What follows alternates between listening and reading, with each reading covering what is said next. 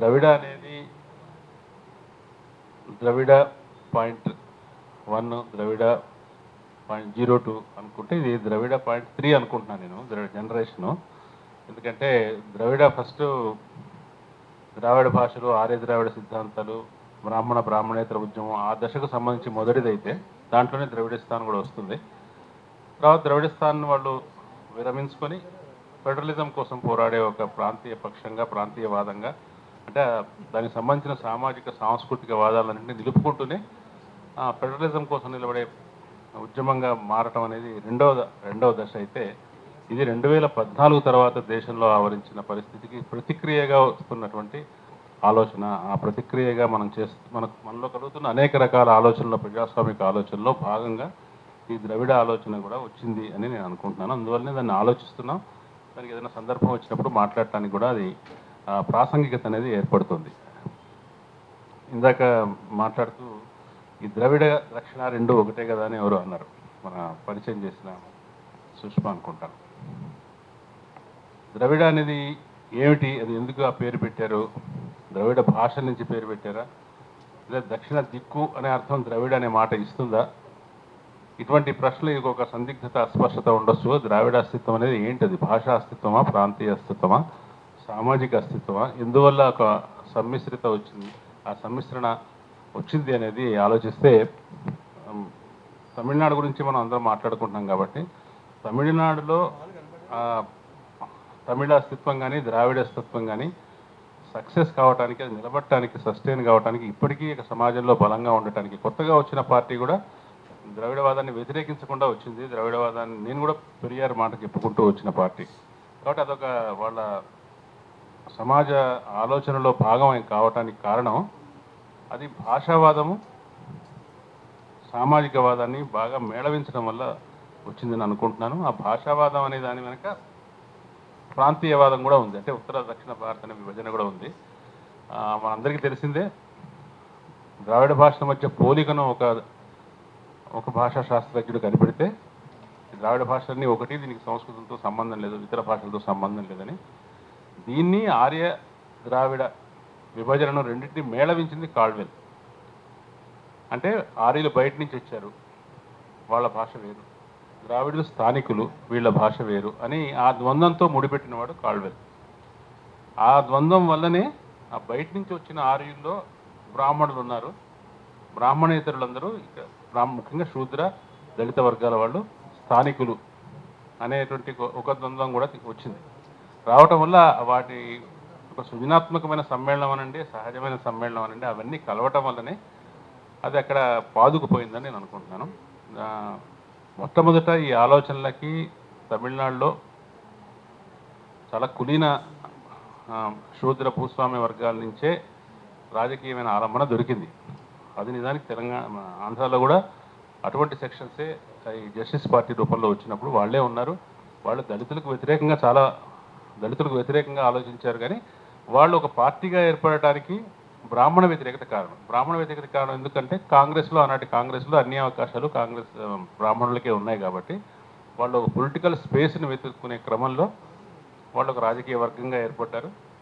అందువల్ల కాంగ్రెస్ బ్రాహ్మణులకు అనుకూలమైన పార్టీ, కాంగ్రెస్ హిందీకి అనుకూలమైన పార్టీ అనటం వల్ల కాంగ్రెసేతర రాజకీయాలు నిర్వహించడానికి ప్రయత్నించారు. కానీ ఆ ప్రయోగం ఎందుకు విఫలమైందనేది వేరే విషయం. ఎందుకంటే వాళ్ళు జస్టిస్ పార్టీ, ఎందుకంటే వాళ్ళు కాంగ్రెస్ వ్యతిరేకతతో, గాంధీ వ్యతిరేకతతో ఎక్కువగా బ్రిటిష్ వాళ్ళ దగ్గరికి సన్నిహితం అయిపోయారు. కాంగ్రెస్ బహిష్కరించిన ఎన్నికల్లో వాళ్ళు పాల్గొని దాదాపు 18-15 సంవత్సరాల పాటు మద్రాసు ఉమ్మడి రాష్ట్రాన్ని పరిపాలించడం వల్ల చాలా అపఖ్యాతి పాలయ్యారు. అది వాళ్ళు హోల్డ్ చేయలేకపోయారు. వాళ్ళ కాంగ్రెస్ వ్యతిరేకత ఈ లోపల కాంగ్రెస్ దాని ఒక ప్రత్యేకమైన పద్ధతిలో ఉద్యమాలు నిర్మించుకుంటూ వెళ్ళటం వల్ల అది సౌత్ ఇండియాలో కూడా పాపులర్ రావటం వల్ల వాళ్ళకి రిలవెన్స్ లేకుండా పోయింది. ఈ అనేక కారణాలు ఉన్నాయి. అంటే ఉండటం వల్ల అక్కడ పాతుకుపోయింది. తెలంగాణకు, ఆంధ్రప్రదేశ్కి వచ్చేసరికి ఆంధ్రప్రదేశ్లో మొదట జస్టిస్ పార్టీలో ఉన్న వర్గాలు ఏవైతే ఉన్నాయో వాళ్ళు క్రమంగా కొంతమంది కాంగ్రెస్లోకి వెళ్ళిపోయారు, కొంతమంది కమ్యూనిస్ట్ పార్టీలోకి వచ్చారు. వాళ్ళకి అక్కడ ఒక ద్రావిడ పార్టీగా నిలదొక్కుకోవడానికి కావాల్సినటువంటి భూమిక దొరకలేదు. ఎందుకంటే అప్పటికే ఆంధ్ర రాజకీయాల్లో బ్రాహ్మణుల బలహీనత మొదలైంది. బ్రాహ్మణులు ఆధిపత్యం నుంచి తప్పుకోవడం అనేది మొదలైంది కాబట్టి తర్వాత అవకాశాలు తమకే అనుకొని రెడ్డి, కమ్మ, కాపు కులాలకు చెందినటువంటి వాళ్ళందరూ కూడా కాంగ్రెస్లోనే తమ అవకాశాలు వెతుక్కునే ప్రయత్నం చేశారు. కాబట్టి ఈ సామాజిక అంశాలకి ఈ వాదానికి కూడా కొంచెం సంబంధం ఉంది. కాబట్టి ద్రావిడ అనేది కేవలం భాషా అస్తిత్వం కాదు. భాషా అస్తిత్వం అయితే ఇందాక వేణు చెప్పినట్టుగా ఆఫ్ఘనిస్తాన్ బార్డర్లో ఉన్న బ్రాహ్యూ భాష ఉంది, ఉత్తరప్రదేశ్లో ఉన్న రాజ్మహల్ భాష ఉంది, బీహార్లో ఉన్న మాల్తో భాష ఉంది, పశ్చిమ బంగాల్లో ఉన్న మాల్తో భాష ఉంది. ఇవన్నీ కూడా ద్రావిడ భాషలే. ప్రాంతీయం అయితే ఇందాక ఆయన గోవాను కూడా కలుపుకుందాం అన్నాడు. కొంకణి భాష ద్రావిడ భాష కాదు, అది ఇండో ఆర్యన్ భాష. కాబట్టి భాషల ప్రకారమే దక్షిణ ఉత్తరం అనేది స్థూలంగా ఏర్పడుతుంది. కానీ దక్షిణ ఉత్తరాది విభజన అనేది ఇతర అనేక నైసర్గిక అంశాల దగ్గర నుంచి చారిత్రక అంశాల దాకా. అట్లాగే హరప్ప మహంజోదారికి కాలేడికి పోటీ కూడా గురించి కూడా ప్రకాష్ రాజ్ చెప్పారు. నిజానికి హరప్ప మహంజోదారి కూడా ద్రవిడుల నివాస ప్రాంతమే అనేటువంటి ఆర్గ్యుమెంట్ ఉంది. అట్లాగే అంటే సైన్స్ని తీసుకొస్తే పూర్తి ఐడెంటిటీ మూమెంట్స్ పూర్తిగా నిలబడదు. ఆర్యులు బయట నుంచి వచ్చారు, ద్రావిడులు ఇక్కడి వాళ్ళే అంటే కూడా కుదరదు. ఎందుకంటే ఇద్దరు కూడా పర్షియాలోని ఒకరు ఉత్తర భాగం నుంచి ఒకళ్ళు, దక్షిణ భాగం నుంచి ఒకళ్ళు, భారతదేశానికి ఒకళ్ళు ముందు ఒకళ్ళు వెనక వచ్చారు. కాబట్టి చారిత్రకంగా మానవ వలసల్లో ఎట్లా జరిగింది అనే దాంతో సంబంధం లేదు. ఇవాళ మనకు ఆ భావన ఎందుకు కలుగుతోంది అంటే అది ఒక రాజకీయమే జరుగుతున్నటువంటి వాస్తవికతకి రాజకీయాల రూపంలో సాంస్కృతిక వ్యక్తీకరణలుగా మనకి అస్తిత్వ భావన అనేది వస్తుంది. దాన్ని మనం అట్లా అర్థం చేసుకోవాలి. ఇంకా సహజంగా వాటిని పర్సూ చేసేవాళ్ళు మనం క్యారెక్టర్స్ చాలా ఆపాదించుకోవచ్చు. దక్షిణాది వాళ్ళంతా దయగల వాళ్ళం అనుకోవచ్చు, ఉత్తరాది వాళ్ళంతా క్రూరులు అనుకోవచ్చు. ఇక్కడిది కానీ కొన్ని విషయాలు వాస్తవం. దక్షిణాది భాగం ఈ దక్షిణాది రాష్ట్రాల్లో ప్రభుత్వాలు మనం వాటన్నిటి కూడా ఆ ప్రభుత్వాలను కూడా వ్యతిరేకించాం. చాలా ప్రభుత్వాలు దింపాము, వ్యతిరేకించాము, పోరాటాలు చేసాము. కానీ ఆ ప్రభుత్వాలు ఉత్తరాది ప్రభుత్వాల కంటే చాలా బెటర్. ఇక్కడ సంక్షేమ కార్యక్రమాలకి, విద్యకి, మౌలిక సమాజానికి కావాల్సిన ప్రాథమిక వసతుల విషయంలో దక్షిణాది రాష్ట్ర ప్రభుత్వాలు, రాష్ట్రాల సమాజాల పని చేయించుకునే ప్రభుత్వాల చేత ప్రభుత్వాలు కూడా చేశాయి. ఇందాక గణాంకాలు చెప్పలేదు కానీ ఇది శిశు మరణాలు, ప్రసూతి మరణాలు ఇవన్నీ చెప్తారు కదా. మొత్తం భారతదేశంలో కొన్ని జీడిపిలో 30% జీడిపి దక్షిణాది నుంచి, ఈ 4 రాష్ట్రాల నుంచే వస్తుంది. కానీ దానికి అది దొరికేది 20% కూడా దానికి రిటర్న్ రాదు, కేంద్ర ప్రభుత్వం నుంచి వచ్చేది. ఉత్తరప్రదేశ్లో తాను కేంద్ర ప్రభుత్వానికి చెల్లించే పన్నులు 100 రూపాయలు పన్నులు చెల్లిస్తే దానికి 330 రూపాయలు 340 రూపాయలు వెనక్కి తీసుకుంటుంది. అంటే దాదాపు 3 రెట్లు ఉత్తరప్రదేశ్ తీసుకుంటుంది. కానీ ఇది ఒక్కటే కాదు, ఈ అసమానత మాత్రమే కాకుండా ఇక్కడ మౌలికమైన పారామీటర్స్, ప్రజల విద్యాస్థాయి, ఆరోగ్య స్థాయి, ఆయుర్దాయ స్థాయి ఇవన్నీ కూడా చాలా ఎక్కువ ఉన్నాయి. ఈ ఎక్కువ ఉండటానికి కారణం ఈ 70 ఏళ్ళుగా మన ప్రయాణంలో ఒక భిన్నమైన పురోగతి, సాపేక్షమైన పురోగతి ఉండటం కారణం. ఆ పురోగతి ఉండటం కేవలం ప్రభుత్వాలదే క్రెడిట్ అని కాదు, ప్రభుత్వాల చేత అటువంటి దాన్ని రాబట్టుకోగలిగే సమాజ చైతన్యము, సమాజం ఇవ్వగలిగే ఒత్తిడి, ఆ చైతన్యం వల్లనే ఒత్తిడి వస్తుంది, విద్య వల్లనే ఒత్తిడి వస్తుంది, ఇవ్వగలిగే శక్తి వస్తుంది. దానివల్ల ఈ అంతరం బాగా పెరిగింది. ఆ అంతరం కేవలం ఒక భావనాత్మకమైన అంతరమే కాదు, ఒక భౌతికమైన అభివృద్ధికి సంబంధించిన అంతరం. ఆ అభివృద్ధికి సంబంధించిన అభివృద్ధి అనేది కేవలం మెటీరియలిస్టిక్ అభివృద్ధి కాదు, సంస్కార స్థాయికి, చైతన్య స్థాయికి చెందిన అభివృద్ధి కూడా. కాబట్టి ఆ అభివృద్ధి నుంచి ఇవాళ మనం మొత్తం భారతదేశాన్ని చూసినప్పుడు ఒకటి కేంద్రంగా అది మనకు చేస్తున్న అన్యాయం ఒకటి వైపున కనిపిస్తుంది. ఇంకొకటి అన్నిటికంటే ఎక్కువ థ్రెటనింగ్గా, ఎక్కువ ప్రమాదంగా భావిస్తుంది ఆ ఉత్తరాది వెనుకబడినతనం. ఇంతకుముందు వెనుకబాటుతనం మీద మనకు చాలా సానుభూతి ఉంటుంది, ఇప్పుడు కూడా ఉంటుంది, ఉండకూడదని కాదు. ఒకప్పుడు 97లో 98లో చంద్రబాబు నాయుడు కొత్తగా వచ్చిన రోజుల్లో ఆయన ఎన్డీసీ జాతీయ అభివృద్ధి మండలి మీటింగ్లో మాట్లాడుతూ బీహార్కు ఉత్తరాదికి మీరు ఎక్కువ డబ్బులు ఇస్తున్నారు, ఆంధ్రప్రదేశ్కి ఇవ్వట్లేదు, వెనుకబడ్డ వాళ్ళకి మీరు ప్రోత్సహిస్తున్నారని మాట్లాడితే వెనుకబడ్డ వాళ్ళని ప్రోత్సహించాలి కదా, నలుగురు అన్నదమ్ములు ఉంటే ఒకడు బక్కగా ఉన్నవాడిని తల్లి ఎక్కువ పోషించాలి కదా, ఇట్లా మాట్లాడతాడేంటి అనిపించింది. ఆయన కంటెక్స్ట్ వేరు. కానీ ఇవాళ కూడా వాళ్ళకి అందరం కలిసి ఉంటే, సఖ్యతగా ఉంటే, ఒకే ఏకోన్ముఖంగా ప్రయాణం చేస్తుంటే తక్కువ ఉన్నవాడికి ఎక్కువ ఉన్నవాడు ఇవ్వచ్చు, తప్పేమి లేదు.